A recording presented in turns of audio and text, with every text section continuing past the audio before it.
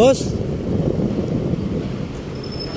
saan banda yung Petron ng Inlex, boss? Ay, hindi ka pwede ron. Hindi, kung sakali. Saan banda? Yung papuntang ganyan, di ba?